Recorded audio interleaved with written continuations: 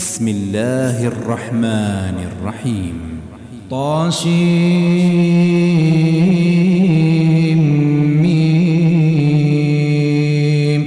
تلك آيات الكتاب المبين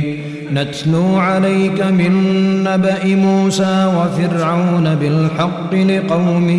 يؤمنون. إن فرعون علا في الأرض وجعل أهلها شيعا يستضعف طائفة منهم يذبح أبناءهم ويستحيي نساءهم إنه كان من المفسدين. ونريد أن نمن على الذين استضعفوا في الأرض ونجعلهم أئمة ونجعلهم الوارثين ونمكن لهم في الأرض ونري فرعون وهامان وجنودهما منهم ما كانوا يحذرون. وأوحينا إلى أم موسى أن أرضعيه فإذا خفت عليه فألقيه في اليم ولا تخافي ولا تحزني إنا رادوه إليك وجاعلوه من المرسلين. فالتقطه آل فرعون ليكون لهم عدوا وحزنا إن فرعون وهامان وجنودهما كانوا خاطئين. وقالت امرأة فرعون قرة عين لي ولك لا تقتلوه عسى أن ينفعنا أو نتخذه ولدا وهم لا يشعرون. وأصبح فؤاد أم موسى فارغا إن كادت لتبدي به لولا أن ربطنا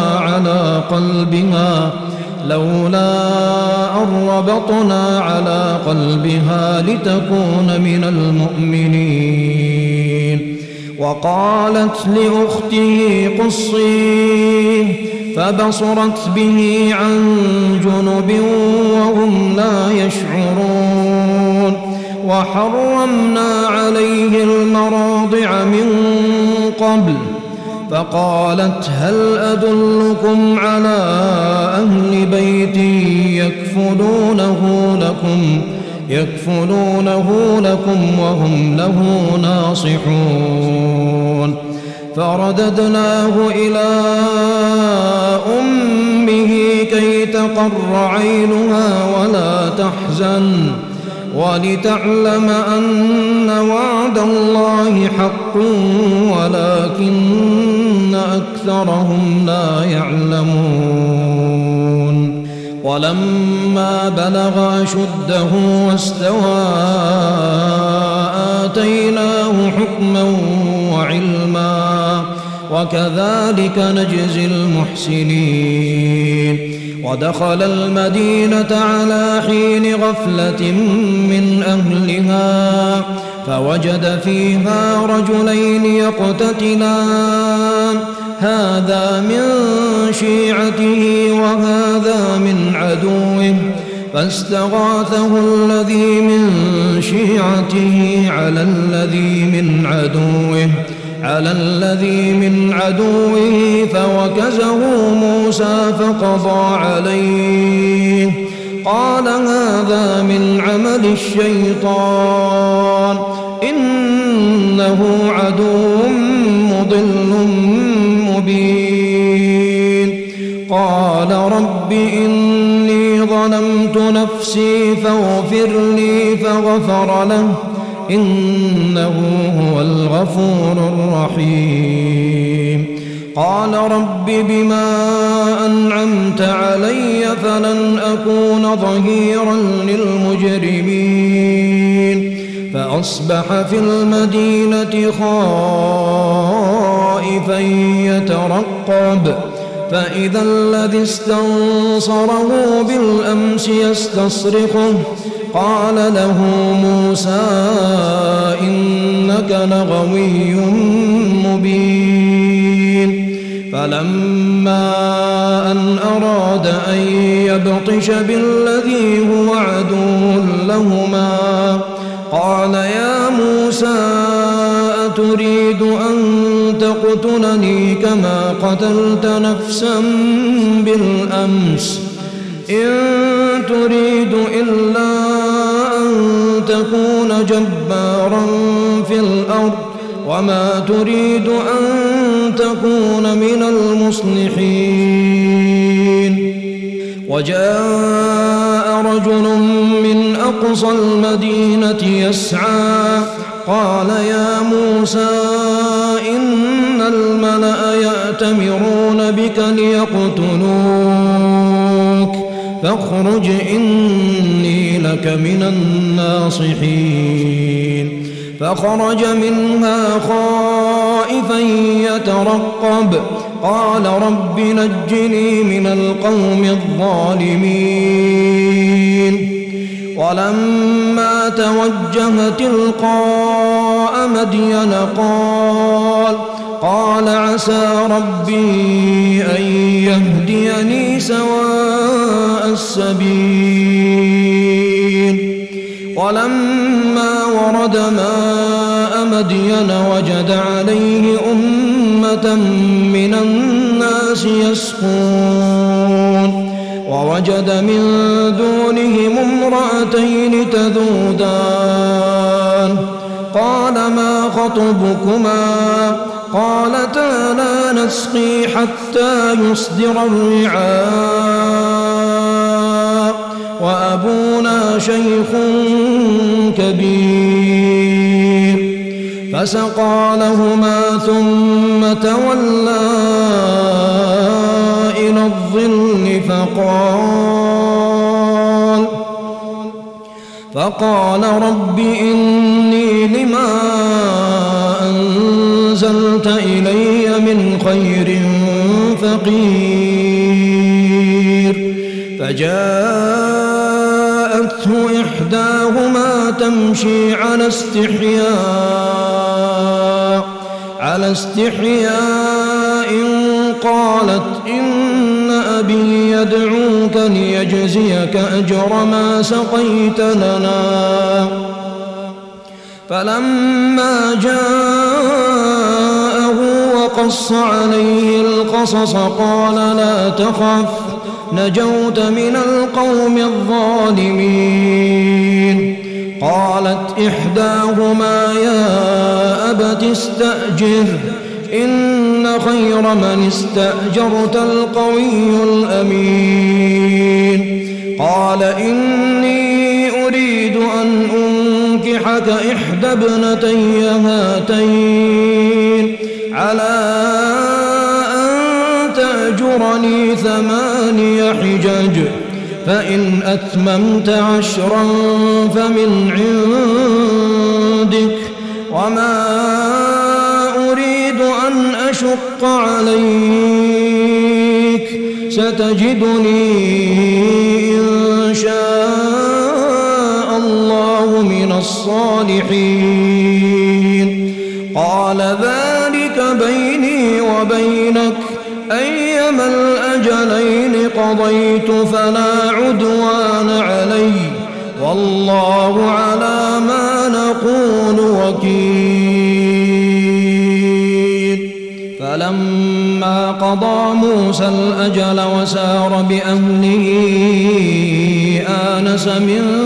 جانب الطور نارا قال لأهلهم كثوا إني آنست نارا لعلي آتيكم منها بخبر أو جذوة من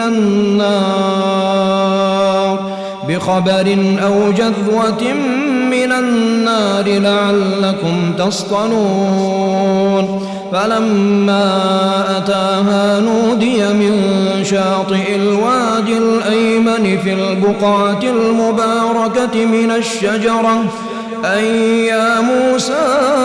إني أنا الله رب العالمين وأن ألق عصاك. فلما رآها تهتز كأنها جان ولا مدبرا ولم يعقب. يا موسى أقبل ولا تخف إنك من الآمنين. اسلك يدك في جيبك تخرج بيضاء من غير سوء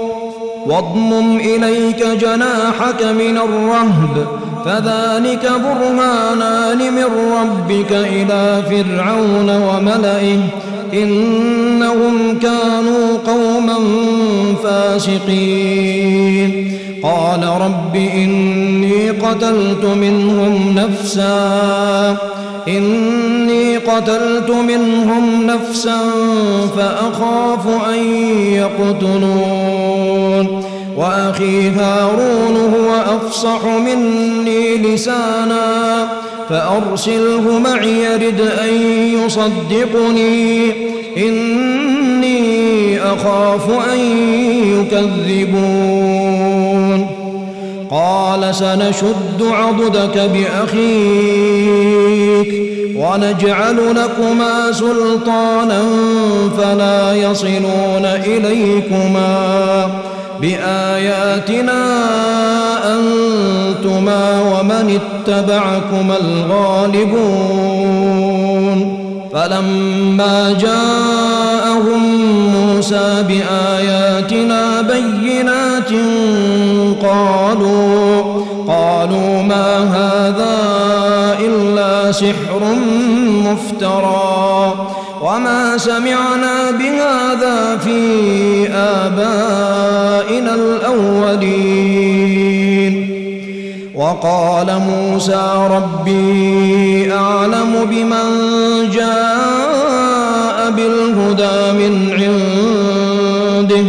ومن تكون له عاقبة الدار إنه لا يفلح الظالمون.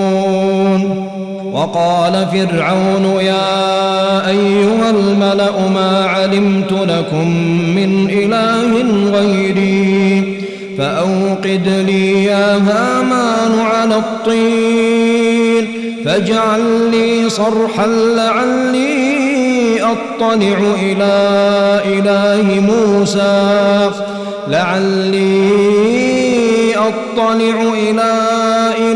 موسى وإني لأظنه من الكاذبين. واستكبر هو وجنوده في الأرض بغير الحق وظنوا أنهم إلينا لا يرجعون فأخذناه وجنوده فنبذناهم في اليم فانظر كيف كان عاقبة الظالمين. وجعلناهم أئمة يدعون إلى النار ويوم القيامة لا ينصرون. وأتبعناهم في هذه الدنيا لعنة ويوم القيامة هم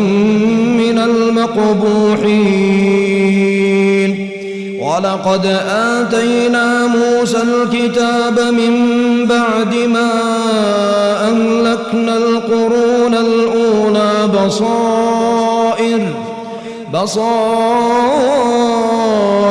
للناس وهدى ورحمة لعلهم يتذكرون. وما كنت بجانب الغرب إذ قضينا إلى موسى الأمر وما كنت من الشاهدين. ولكننا أنشأنا قرونا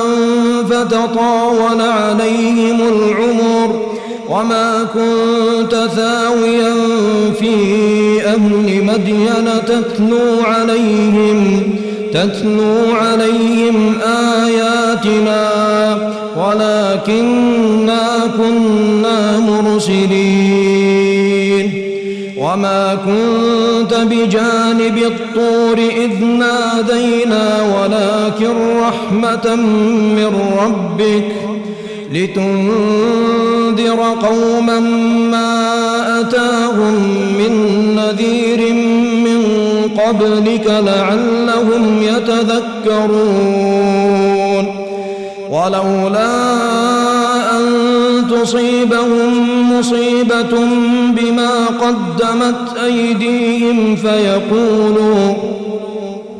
فيقولوا ربنا لولا أرسلت إلينا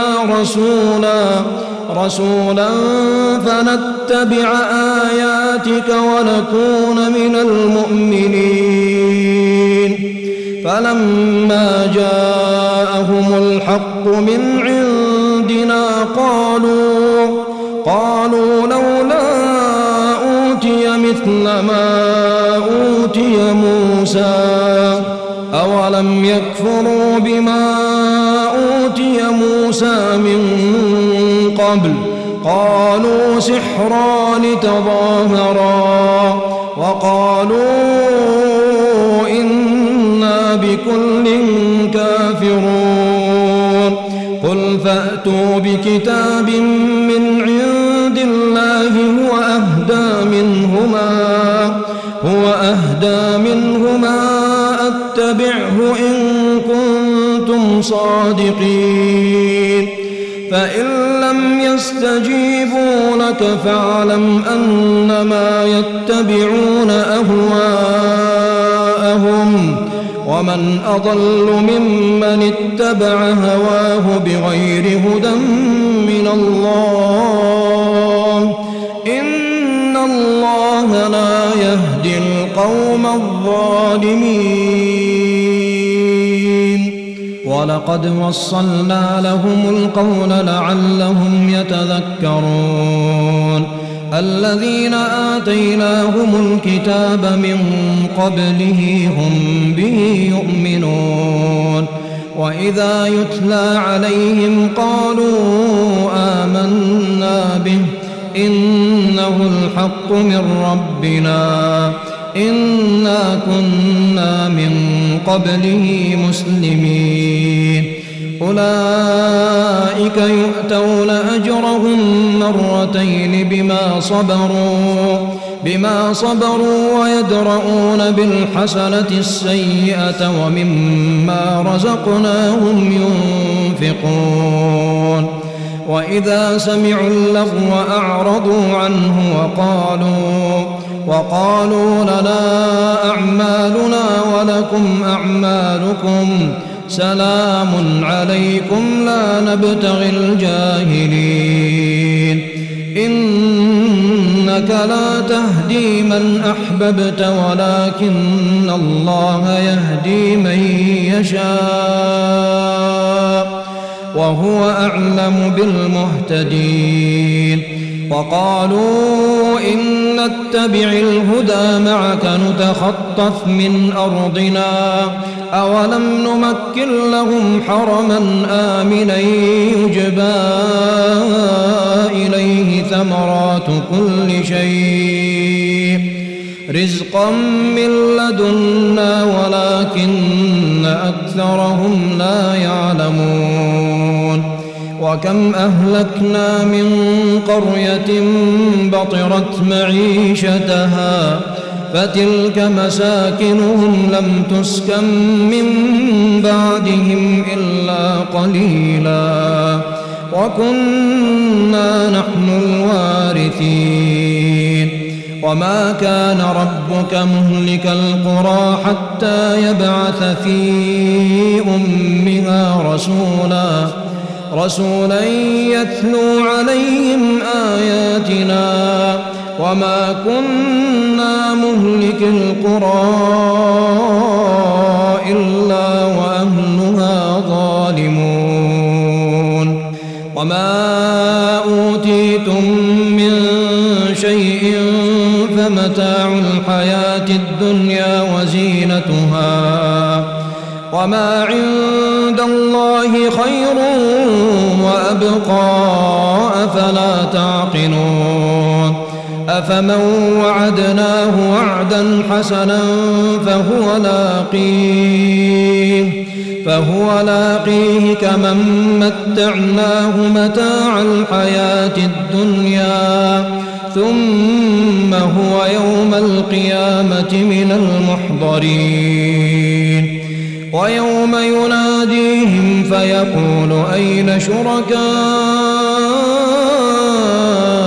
الذين كنتم تزعمون قال الذين حق عليهم القول ربنا هؤلاء الذين أغويناهم كما غوينا تبرأنا إليك ما كانوا إيانا يعبدون وقيل ادعوا شركاءكم فدعوهم فلم يستجيبوا لهم ورأوا العذاب لو أنهم كانوا يهتدون ويوم يناديهم فيقول ماذا أجبتم المرسلين فعميت عليهم الأنباء يومئذ فهم لا يتساءلون فأما من تاب وآمن وعمل صالحا فعسى أن يكون من المفلحين وربك يخلق ما يشاء ويختار ما كان لهم الخيرة سبحان الله وتعالى عما يشركون وربك يعلم ما تكن صدورهم وما يعلنون وهو الله لا إله إلا هو له الحمد في الأولى والآخرة وله الحكم وإليه ترجعون قل أرأيتم إن جعل الله عليكم الليل سرمدا إلى يوم القيامة من إله غير الله يأتيكم بضياء أفلا تسمعون قل أرأيتم إن جعل الله عليكم النهار سرمدا إلى يوم القيامة من إله غير الله يأتيكم بليل من إله غير الله يأتيكم بليل تسكنون فيه أفلا تبصرون ومن رحمته جعل لكم الليل والنهار لتسكنوا فيه ولتبتغوا من فضله ولعلكم تشكرون ويوم يناديهم فيقول أين شركائي الذين كنتم تزعمون ونزعنا من كل أمة شهيدا فقلنا هاتوا برهانكم فعلموا أن الحق لله وضل عنهم ما كانوا يفترون إن قارون كان من قوم موسى فبغى عليهم وآتيناه من الكنوز ما إن مفاتحه لتنوء بالعصبة أولي القوة إذ قال له قومه لا تفرح إن الله لا يحب الفرحين وابتغ فيما آتاك الله الدار الآخرة ولا تنس نصيبك من الدنيا وأحسن كما أحسن الله إليك ولا تبغ الفساد في الأرض إن الله لا يحب المفسدين قال إنما أوتيته على علم عندي أولم يعلم أن الله قد أهلك من قبله من القرون من هو أشد منه قوة وأكثر جمعا ولا يسأل عن ذنوبهم المجرمون فخرج على قومه في زينته قال الذين يريدون الحياة الدنيا يا ليت لنا مثل ما أوتي قارون إنه لذو حظ عظيم وقال الذين أوتوا العلم ويلكم ثواب الله خير لمن آمن وعمل صالحا ولا يلقاها إلا الصابرون فخسفنا به وبداره الأرض فما كان له من فئة ينصرونه من دون الله وما كان من المنتصرين وأصبح الذين تمنوا مكانه بالأمس يقولون ويك أن الله يبسط الرزق لمن يشاء من عباده ويقدر لولا أمن الله علينا لخسف بنا ويكأنه لا يفلح الكافرون تلك الدار الآخرة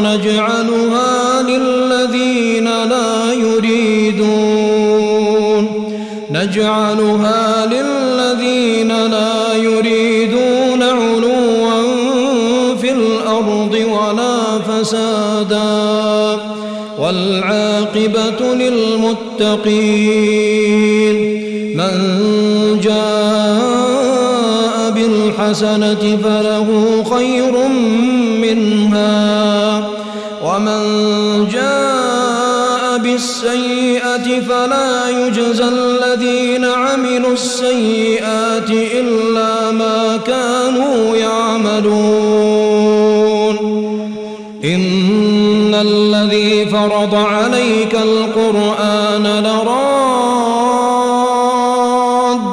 إلى معاد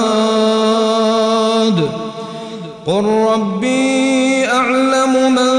جاء بالهدى ومن هو في ضلال مبين وما كنت ترجو أن يلقى إليك الكتاب إلا رحمة من ربك فلا تكونن ظهيرا للكافرين ولا يصدنك عن آيات الله بعد إذ أنزلت إليك وادع إلى ربك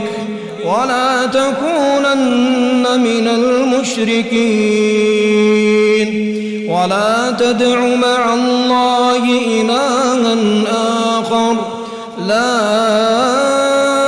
إله إلا هو كل شيء هالك